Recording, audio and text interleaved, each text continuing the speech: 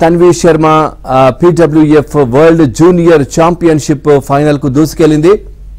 ఈ క్రమంలో సైనా నెహ్వాల్, అపర్ణ పొప్పట్ తర్వాత ఈ టోర్నీ తుది పోరుకు చేరుకున్న మూడో భారత మహిళా షట్లర్ గా తన్వి నిలిచింది.